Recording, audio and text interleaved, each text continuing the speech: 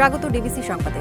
আপনাদের সাথে আছি আমি কাঞ্চন কৌরি। এবার জানাবো খবরের বিস্তারিত। ঢাকা দক্ষিণ সিটি কর্পোরেশনের মেয়র হিসেবে বিএনপি নেতা ইশরাক হোসেনের শপথ নিতে আর কোনো বাধা নেই, এমনটা জানিয়েছেন তার আইনজীবীরা। এর আগে নির্বাচনে অংশগ্রহণকারী প্রতিদ্বন্দ্বী কোনো পার্টি না হওয়ায় শপথ না করানোর নির্দেশনা চেয়ে করা রিটটি খারিজ করে দেয় হাইকোর্ট। অবশ্য এই রায়ের বিরুদ্ধে আপিল করার কথা জানিয়েছেন রিটকারীর আইনজীবী। 1 ফেব্রুয়ারি 2020 ঢাকা দক্ষিণ সিটির মেয়র পদে প্রতিদ্বন্দ্বিতা করে 2,36,000 ভোট পান বিএনপির প্রার্থী ইশরাক হোসেন।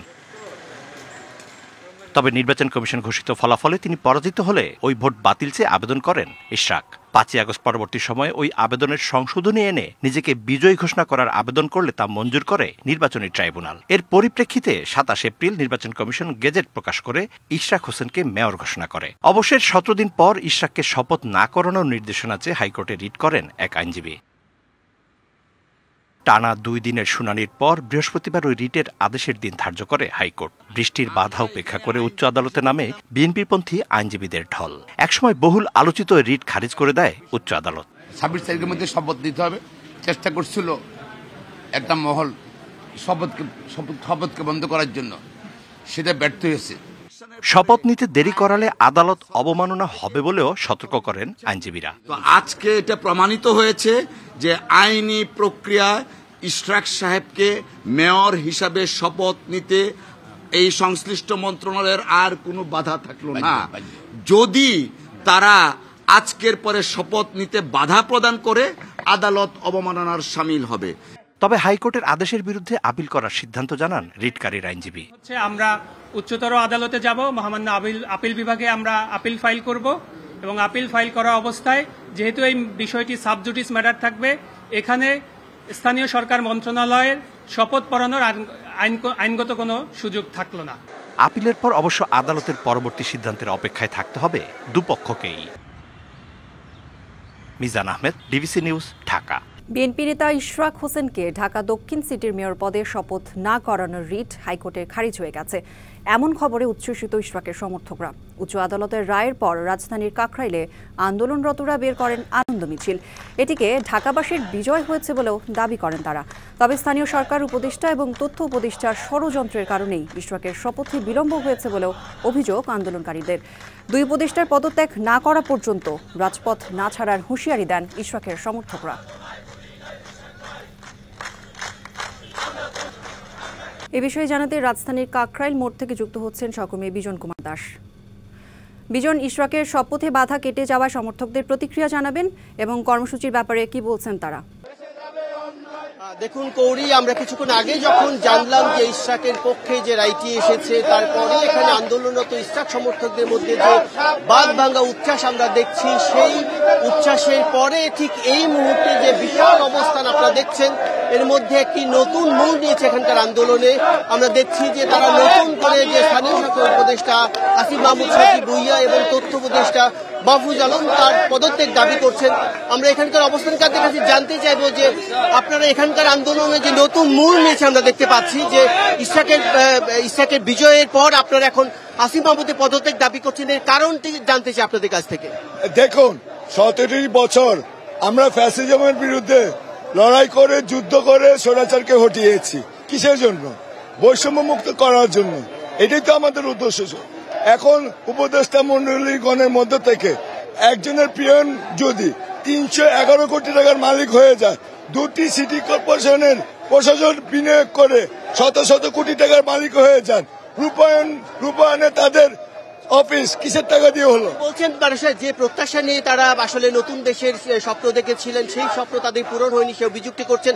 আরেকজনের কাছে জানতে চাইবো যে এখন নতুন ইশরাক সাহেব যে নতুন মেয়র হতে যাচ্ছেন, যে আপনাদের প্রত্যাশা পূরণ হয়েছে, দীর্ঘদিন আন্দোলন করেছেন, এখন সিটি কর্পোরেশনের নাগরিক সেবা কতটা নিশ্চিত হতে যাবে বলে মনে করছেন?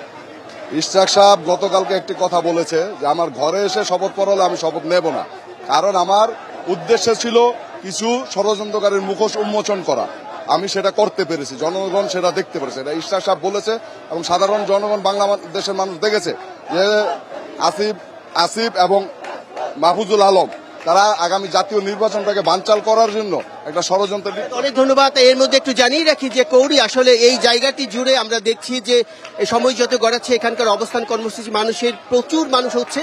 এর মধ্যে কিন্তু আমি দেখছি যে সকাল থেকে কিন্তু এখানকার নিরাপত্তা ব্যবস্থা বেশ জোরদার ছিল। ঠিক আপনি এই মুহূর্তে আপনি হয়তো দেখছেন, আমি যদি কাকরাইল থেকে যমুনার দিকে তাকাই তাহলে আপনি হয়তো দেখতে পাচ্ছেন যে আর্মি এবং পুলিশ এবং সবার যে একটা কড়া নিরাপত্তা ব্যবস্থা, কিছুতেই যাতে আন্দোলনকারীরা এই যে ব্যারিকেড দেওয়া হচ্ছে, ব্যারিকেড যাতে কিছুতেই তারা ভিতরে যেতে না পারেন সেইটি নিশ্চিত করার জন্য তাদেরকে সজাগ পাহারা আমরা দেখছি এবং তাদের সেই জোরদার যে হচ্ছে সেটা আমরা বুঝতে পারছি। কিন্তু এখানকার আন্দোলন যতই জোরদার হচ্ছে, যতই সময় গড়াচ্ছে। তো কৌরি আপাতত কাকরাইল মোড় থেকে এই ছিল আমার কাছে এখানকার সবশেষ খবর। ধন্যবাদ বিজন আপনাকে। ঢাকা বিশ্ববিদ্যালয়ের শিক্ষার্থী ও ছাত্রদল নেতা শাহরিয়ার আলম সাম্য হত্যায় জড়িতদের বিচার ও নিরাপদ ক্যাম্পাসের দাবিতে রাজধানীর শাহবাগ মোড় অবরোধ করেছে ছাত্রদল।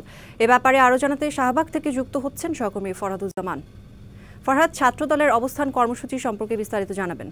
ধন্যবাদ করি। আমরা এতক্ষণ যাচ্ছিলাম পরিবাগ বা ইন্টারকন্টিনেন্টাল মোড় থেকে, এখন আমরা অবস্থান করছি শাহবাগ মোড়ে। আপনি জানেন এখানেও কিন্তু সাম্য হত্যার বিচারের দাবিতে ছাত্রদল অবস্থান নিয়েছে এবং পুরো শাহবাগ এলাকাতেই কিন্তু তার অবস্থান নেওয়ার কারণে আশপাশের যান চলাচলও বন্ধ রয়েছে। আর তারা বলছেন যে সাম্য হত্যার পিছনে একটা ষড়যন্ত্র রয়েছে, যার কারণে কিন্তু ঢাকা বিশ্ববিদ্যালয় প্রশাসন এবং আইন শৃঙ্খলা বাহিনী কিন্তু তারা পর্যাপ্ত যে ব্যবস্থা নেওয়া দরকার সেটা কিন্তু নিচ্ছে না, যার ফলশ্রুতিতে কিন্তু তারা আজকে এইখানে অবস্থান নিয়েছেন এবং তারা ঢাকা বিশ্ববিদ্যালয়ের ভিসি এবং প্রক্টরের পদত্যাগেরও দাবি করেছেন এবং তারা দ্রুত নির্বাচনের দাবির কথাও কিন্তু এখানে জানাচ্ছেন। আমরা বিভিন্ন ছাত্রদলের নেতাকর্মীদের সাথে কথা বলছি, তারাও বলছেন যে দ্রুত এই হত্যার বিচার এবং সুষ্ঠু তদন্ত না হলে কিন্তু তারা আরও কঠোর আন্দোলনের হুমকি দিয়েছেন এবং আজকে তারা বিকেল 5টা পর্যন্ত অবস্থান করবেন। আমরা এই মুহূর্তে আছি ছাত্রদলের সভাপতি। আজকে একটু বলবেন যে আপনারা কি দাবিতে অবস্থান নিয়েছেন এবং এই কর্মসূচি কতক্ষণ পর্যন্ত চলবে এবং কোনো কঠোর কর্মসূচি দেবেন কিনা? সাম্য হত্যার বিচারের দাবিতে আমরা ছাত্রদল কেন্দ্রীয় সংসদ এবং ঢাকা বিশ্ববিদ্যালয় ছাত্রদল পৃথকভাবে প্রতিদিন কর্মসূচি পালন করেছি। আমরা ঘোষণা দিয়ে শাহবাগ এবং ইন্টারকন্টিনেন্টাল হোটেলের সামনের যে রাস্তা রয়েছে আমরা অবরোধ করেছি। আমরা এর বিস্তৃতি আরও ঘটতে পারে যদি সাম্য হত্যার বিচার অতি দ্রুততম সময় আমরা না পাই, মূল ঘাতক সহ অপরাধ শনাক্ত করে আমাদের নিকট স্পষ্ট করা না হয়, আমরা আরো বৃহত্তর কর্মসূচি যাব। আজকে তো 9 দিন পার হয়ে গেছে, আপনারা একটু বলবেন যে এই হত্যার পিছনে কোনো ষড়যন্ত্র দেখছেন কিনা এবং আপনারা যে প্রক্টর এবং ভিসির পদত্যাগে দাবি করছেন সেটা কেন? এখানে সরাসরি ইন্টারিম সরকারের সদিচ্ছার অভাব এবং তাদের দুর্বলতা রয়েছে এবং তাদের আইন শৃঙ্খলা রক্ষাকারী বাহিনীর উপর নিয়ন্ত্রণ রয়েছে কিনা এটি নিয়েও কিন্তু আমাদের প্রশ্ন রয়েছে। তা না হলে 9 দিন অতিবাহিত হয়ে যাওয়ার পরও মূল ঘাতক এবং অপরাধীরা শনাক্ত করতে পেরেছে কিনা আমরা সেটি নিশ্চিত নই। তাদের বক্তব্যে আমরা ডিবির কর্মকর্তার সাথে কথা বলেছি, তারাও আমাদের আশ্বস্ত করতে পারেনি যে মূল কতজন উপস্থিত ছিল এবং সত্যিকার অর্থে মূল ঘাতক কাকে ছুরিটা চালিয়েছে। সে কারণে আমরা আজকের এই অবরোধ থেকে আবারও ইন্টারিম সরকারের নিকট দাবি জানাচ্ছি। আপনারা ধন্যবাদ। আপনি দেখতে পাচ্ছিলেন যে আমরা এই মুহূর্তে শাহবাগ অবস্থান করছিলাম, আমাদের সাথে ছাত্রদলের সভাপতিও যোগ দিয়েছিলেন, তিনিও বলেছেন কেন আসলে তাদের আজকের অবস্থান। এখন পর্যন্ত শাহবাগ থেকে আমার কাছে এই ছিল সর্বশেষ। ধন্যবাদ ফরহাদ আপনাকে। এনবিআর ভাগ করার অধ্যাদেশ বাতিলের দাবিতে লাগাতার অসহযোগিতা কর্মসূচি পালন করছেন আন্দোলনরত রাজস্ব কর্মকর্তারা। আগামীকাল দাবি তুলে ধরে প্রধান উপদেষ্টা বরাবর স্মারকলিপি দেবেন তারা। এনবিআর চেয়ারম্যানের পদত্যাগের দাবি জানিয়ে তারা বলছেন, সরকারের কাছে দাবির বিষয়ে চেয়ারম্যান নীরব ভূমিকা পালন করছেন। 22, 24 ও 25 মে আংশিক এবং 26 মে থেকে পূর্ণাঙ্গ কর্মবিরতির ঘোষণা দিয়েছেন তারা। এদিকে এনবিআর চেয়ারম্যান গেল 2 দিন ধরে অফিস করছেন না বলে জানা গেছে। ডিবিসি সংবাদে এই ছিল এখনকার মতো। ডিবিসি নিউজের সংবাদগুলো পড়তে ভিজিট করুন dbcnews.tv আর ভিজিট করুন ডিবিসির ফেসবুক পেজ এবং ইউটিউব চ্যানেল। ডিবিসির সঙ্গেই থাকুন।